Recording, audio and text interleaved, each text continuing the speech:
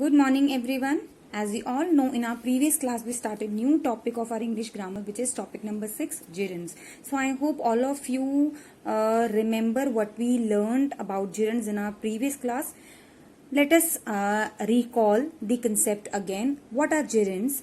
When the verbs acts as a noun in the sentence, such verbs are called gerund. Yes, जब verbs को as a noun use किया जाता है sentence में, तब वो उनकी form जो है, उनका function जो है बदल जाता है. तो वो क्या कहलाती हैं verbs? Those verbs become gerunds. Yes, so gerunds हमेशा end होते हैं ing से. gerunds जो होते हैं वो ऐसी फॉर्म होती हैं वर्ब की जो कि ing से एंड होती हैं. ठीक है, and that form is also called present participle form. मैंने आपको बताया था कि जो gerunds होते हैं वो भी ing से एंड होते हैं और प्रेजेंट पार्टिसिपल्स होते हैं वो भी ing से एंड होते हैं. ठीक है, सो हमें कंफ्यूज नहीं होना है कि which is the present participle form of verb and which is a gerund. Okay, gerunds हमेशा फंक्शन करते हैं as a noun. Okay, and present participle always acts as a form of verb in a sentence. Okay, so now let us revise the concept little more with the help of these questions. मैंने आपको ये homework में दिया था. Okay, so here we are discussing the answers as well. Okay, so you have to underline the gerunds if any in the following sentences. हमने first question हमने first part discuss किया था in the class only. Doing homework is always boring.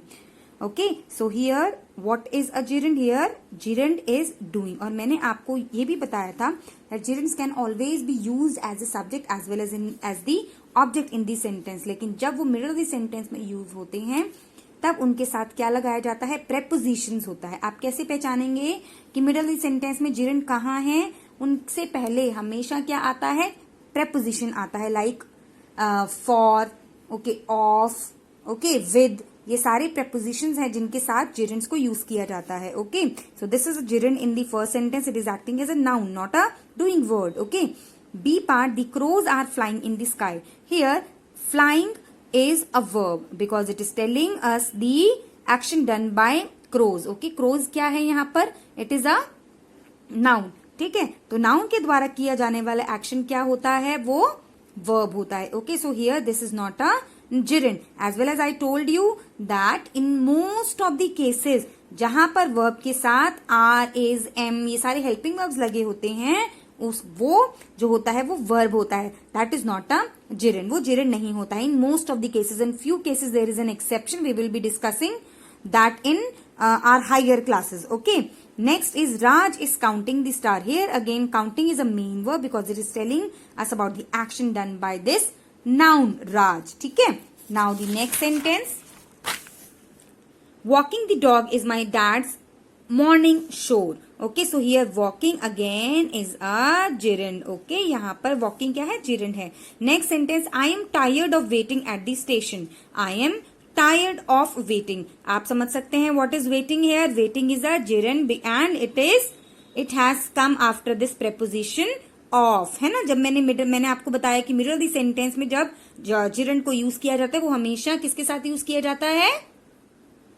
prepositions के साथ use किया जाता है. I was washing clothes during the power cut. I was washing clothes. यहाँ पर प्रेजेंट पार्टिसिपल फॉर्म कौन सी है? वॉशिंग है. And it can not be gerund. Why it cannot be gerund? Because it is followed by first it is followed by a helping verb wash and second it is telling us the action done by this pronoun I, है ना. Next देखिए तो यहाँ पर washing gerund नहीं है. Next देखिए hunting tigers is illegal. यहाँ पर hunting क्या है? यहाँ पर hunting एक gerund है because it is not a doing word. It is a noun here. देखो अब सेकंड सेंटेंस में, सेकंड क्वेश्चन में क्या करना है? You have to choose the appropriate verbs. आपको एप्रोप्रिएट वर्ब्स को चुनना है और उनको फिर ब्लैंक्स में भरना है उनकी gerund फॉर्म में. तो gerund फॉर्म कैसे बनती है बेटा? जैसे कि फर्स्ट आप वर्ब लीजिए attend. Attend plus ing will become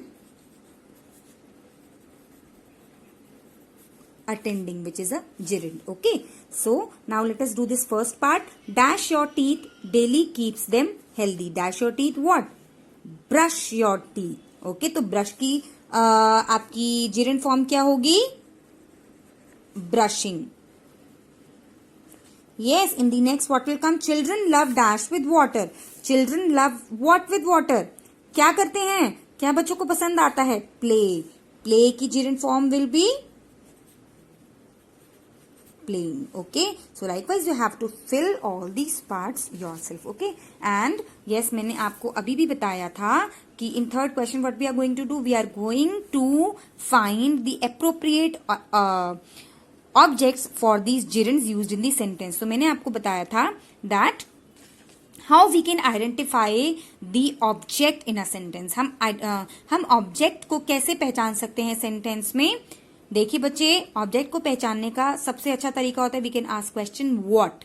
जैसे कि सेंटेंस में reading a detective novel is so interesting. Reading what is so interesting? Reading a detective novel. So ये detective novel is an object. Okay, respecting our national flag is our duty. Respecting what is our duty? Our national flag. Okay, I love watching what? I love watching magic show. This is an object. आपको previous topic में I think आपको बहुत अच्छे से पता चल गया है objects क्या होते हैं. तो अब हम इसमें क्या करने वाले हैं?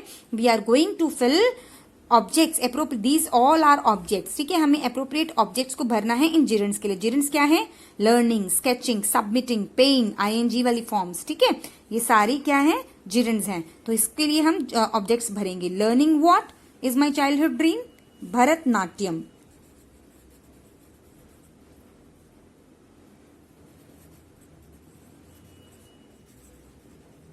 In the next what can come? She is good at sketching what?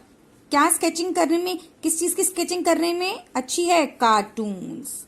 She is good at sketching cartoons. Okay, so likewise you can identify easily. आपको appropriate भरना है जो most suitable है according to these sentences. ठीक है, most suitable objects आपको fill करने हैं. Very good, you can do it yourself. Okay, now question number 4. आपको क्या करना है question number 4 में? Rewrite the sentence using the gerunds given in bracket correctly.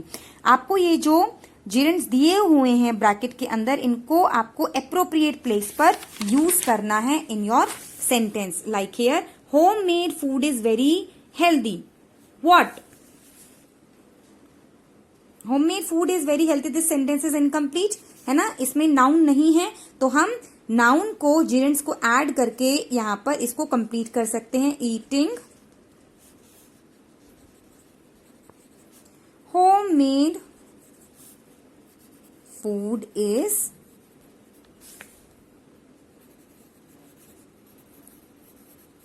very healthy. So now the sentence is complete. We have added this gerund eating here. ठीक है, next sentence भी आपको ऐसे ही करना है. ओके, देखिए यहाँ पार्ट सी में मेघना लाइक्स स्टोरी बुक्स. मेघना लाइक्स स्टोरी बुक्स. हम यहाँ पर इस gerund को कैसे ऐड करेंगे? मेघना likes reading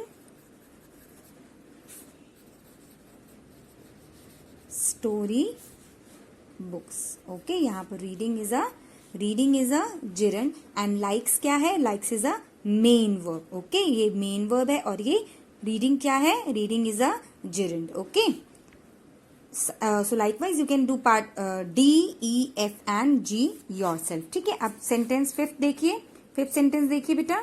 identify the errors and rewrite the sentence correctly. Okay, आपको इसमें सेंटेंसेस में एरर्स पहचानने हैं. Like I am thinking of visit London. यहाँ पर विजिट क्या आएगा? यहाँ पर विजिट का क्या हो जाएगा? This must be the gerund form. ठीक है, ऑफ के बाद क्या आना चाहिए? This is a preposition. Okay, of के बाद क्या आना चाहिए? विजिटिंग आना चाहिए. ओके, तो यहाँ पर क्या बन गया? I am thinking of visiting London. So this is visiting is a gerund here. Next sentence, riding a roller coaster is scary for me. Sorry, ride.